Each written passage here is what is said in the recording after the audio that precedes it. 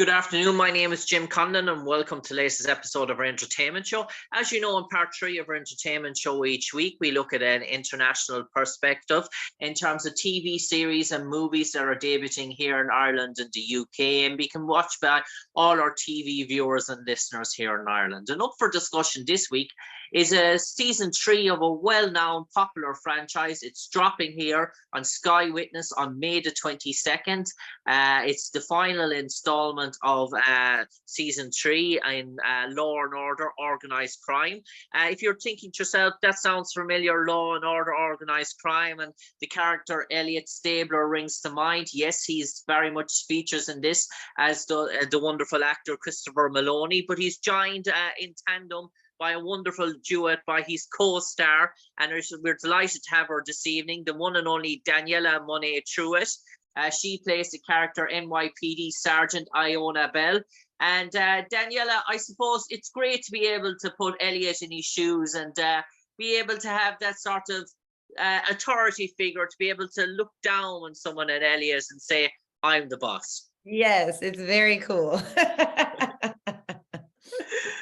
And Daniela, just for our audience and our viewers and our listeners that mightn't be too familiar with Law and Order Organised Crime, they obviously be very familiar with the Law and Order concept and the wonderful creation by the executive producer Dick Fox, who you get to work with, and obviously a legend in terms of TV sort of investigation franchise. Tell me, how does organised crime differ to the other Law and Orders that we've had before?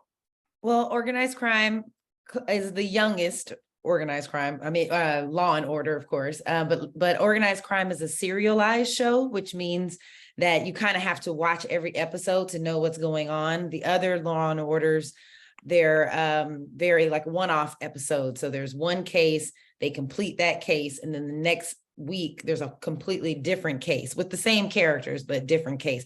Our show is more serialized, so we might be working on the same case, for 3 to 5 episodes, so you have to kind of tune in each week to see how things are progressing.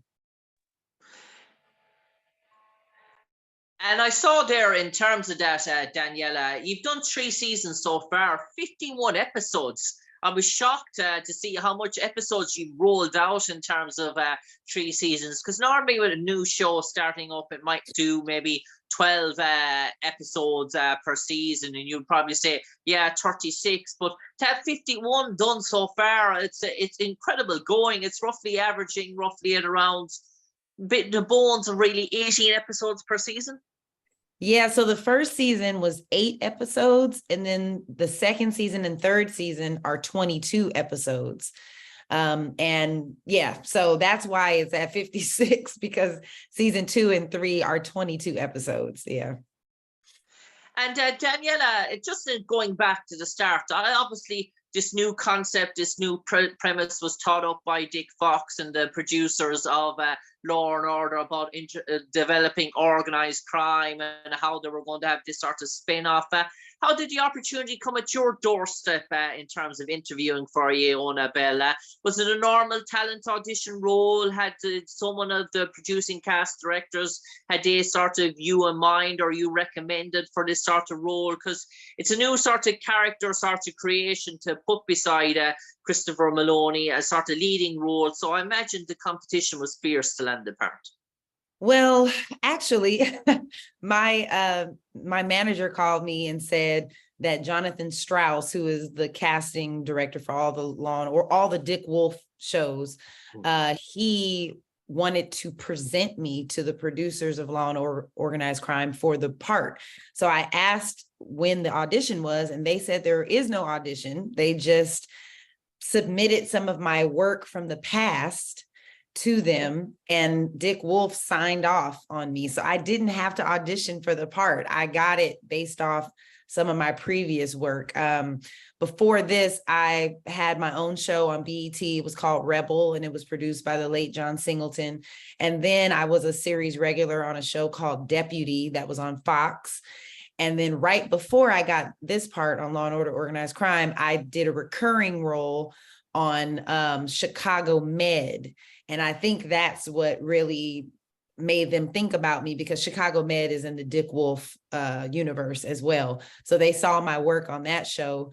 And I think that's what gave Jonathan the idea to present me for Ayanna Bell, and Dick Wolf signed off on me, and the rest is history. Yeah. And that must be a great sense of wow and euphoria. I know obviously you're a polished actress at this stage, but even to say that you didn't have to go in and even read or try out, or didn't even have to speak over Zoom to Dick Wolf, he was the seal of approval, just flick through maybe an old episode of yours and say, yeah, I want her. That must be a great sense of feeling in terms of the project, and almost much yourself says to yourself, yeah, I want to be part of this, given how much he appreciates my work.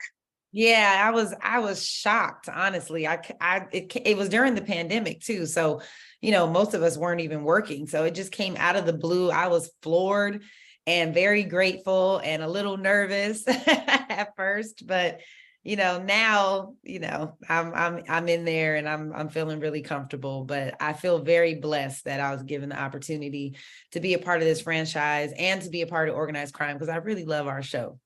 And Ayanna, the Ayanna character, Daniela, in terms of how you play her, you're a sergeant, in terms of these organized sort of crimes, is it more targeted in terms of mobsters, gangs, sort of mafia relations, or where before we had maybe these one-off in the Law and Order episodes of maybe rapists, maybe murderers, maybe people who do despicable sort of things, and it's one-off sort of tragedies? Is this more affiliated to the main crime players, do I say, that hang out in New York City?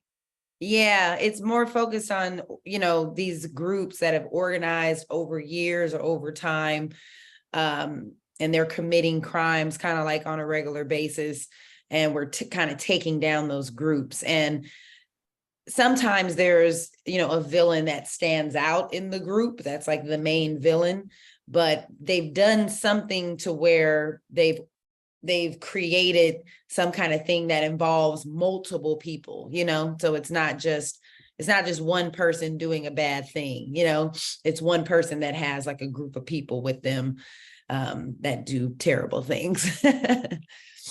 And Daniela, just to give our viewers or listeners about some more of the cast that appear in Law and Order Organised Crime, we've Tammy Taylor, Ainsley Seiger, Dylan McDermott, Brent Antonello as well, in terms of some of the characters that actors and actresses that appear alongside Danielle Mone Truitt and Christopher Meloni. And speaking of the great Christopher Meloni, in terms of his role as Elliot Stabler, obviously his wife was murdered by one of these sort of crime factions. So is it very hard to try and keep that sort of characters' emotions in check? And is it does you almost feel that it's a new lease of life in terms of Christopher's character, that he can go down this sort of darker avenue and darker aspect of his character and the emotions behind it? Obviously, he's a man on a mission, dare I say.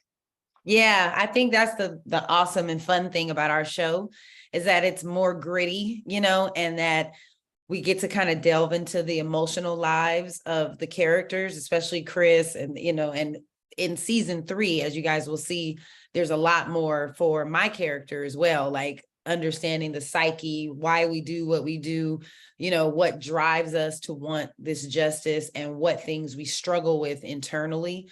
I think that's the beauty of our show. It's like, it's marrying the procedural aspect with the personal character aspect, so you end up really falling in love with all of these characters, and you're rooting for them to take down the bad guys, but you're also rooting for them as people.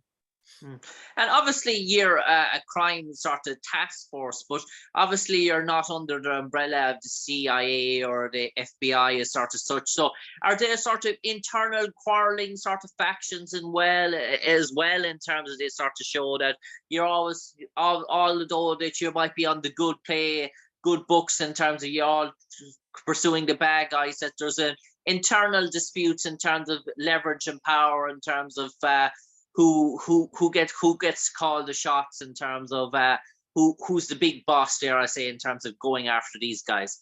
Yeah, I mean, there's a couple episodes where Belle kind of has to tell Elliot, like, who, that he needs to respect her leadership and who she is, because he's so used to doing his own thing and kind of going rogue. It takes him a little bit to understand the hierarchy, and who's in charge and who's running things, because he has a tendency to kind of just go off and do whatever he wants.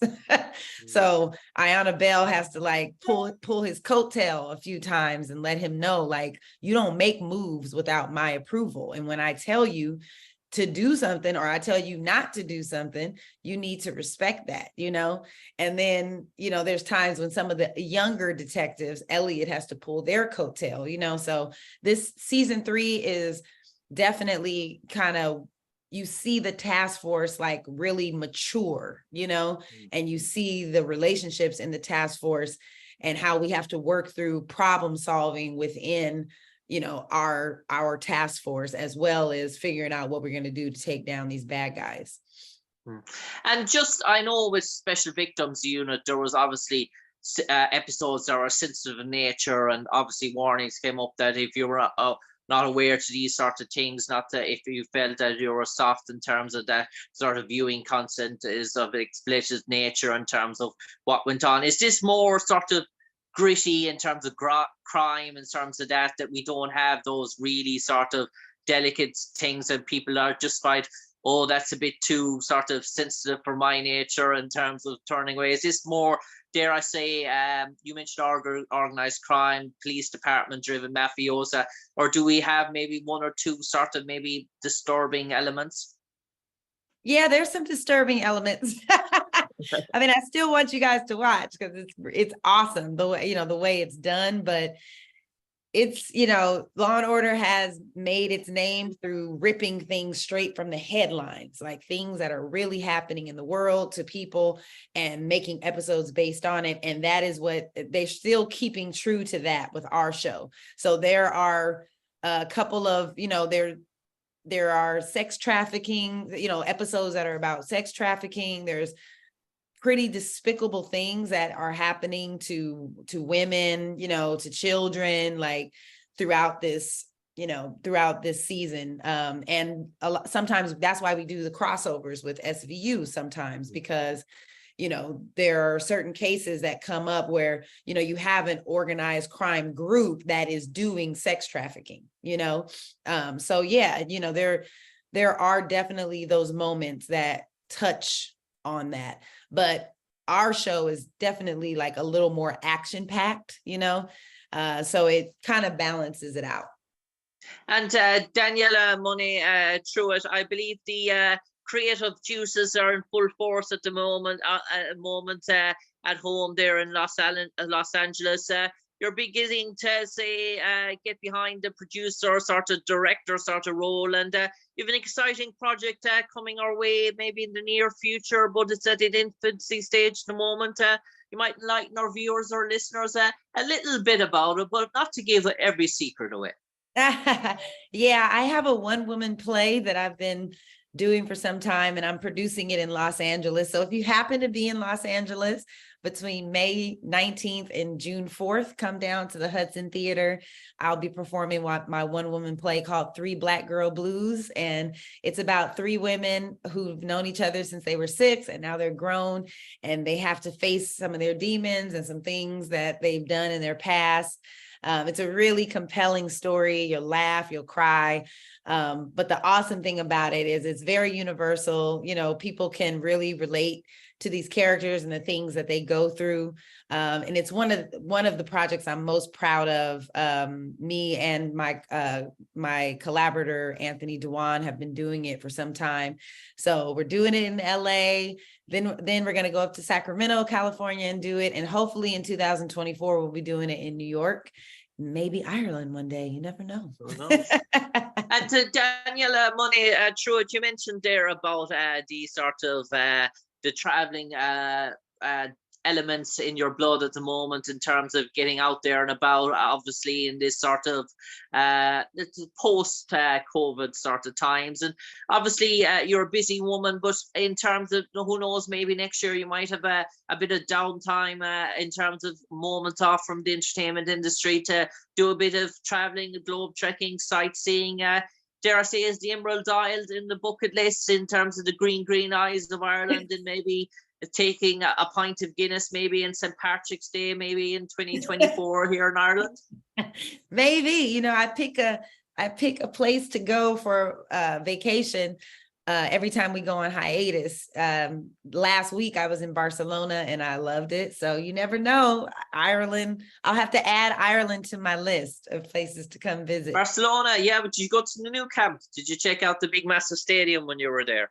I didn't get to go to the stadium. Oh man, no, I didn't. But I did see a lot of cool things. And I actually went to one of the 50 best bars in the world. It was called Paradiso, and it was very cool. And Danielle Mone Truitt, getting back to law and order, organized crime. So for the final 30 seconds, you might enlighten all our viewers, all our listeners, why they should tune in en masse, have their TV remotes in their hands ready to go on May the 22nd for season 3 of Law and Order Organised Crime on Sky Witness here in Ireland and the UK. And Danielle, Sergeant Ayanna Bell, what's in store for them? Season 3 is a very fantastic season. You're going to be introduced to some new characters.